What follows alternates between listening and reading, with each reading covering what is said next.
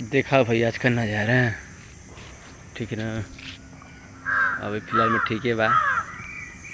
हम पवन सिंह वो गावत हैं गाना हो जा दीवाना। सुबह सुबह का टाइम बा ठीक बा। ये मुझे मत बुझिए कि हमारे संग तोरे की बेवफाई ठीक ना हो। आई हो दादा आई हो दादा कैसन पियावा के चरी तरबा। आई हो दादा कैसन पियावा के चरी तरबा। हो जेवन जेवन साड़ी लावे ओ 4 मीटर बा। जवन जवन साड़ी लावे ओ 4 मीटर बा।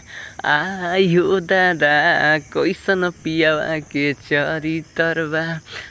आई हो दादा कैसन पियावा के चरी तरबा। हाँ हाँ सासु ननदिया के सुनी रोज बोली।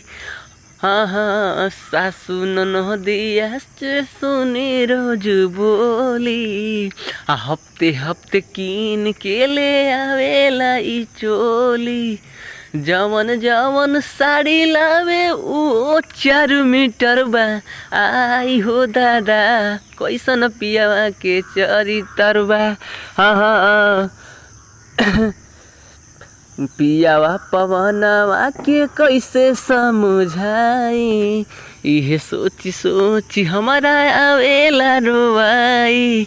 लागता कि देहिया में फिट करा हीटर बा। लागता कि देहिया में फिट करा हीटर बा। आई हो दादा कैसन पियावा के चरी तरबा। आई हो दादा कैसन पियावा के चरी तरबा। हो गोरखपुर गया छपरा मऊ में। गोरखपुर गया छपरा मऊ में। गैनी गाजीपुर गोंडा लखनऊ में। अरे कवनो स्वाद नहीं मिला हाँ मिला। अरे बन तारू टाइट तो हो जाई बुढ़ीला। परखंड हो या जिला बबुआने से हिला। परखंड हो या जिला बबुआने से हिला। हाँ जिगर बा शेर के ना छोड़ब रंगदारी के। आदत बा तोहरे नियन काच कुंवारी के।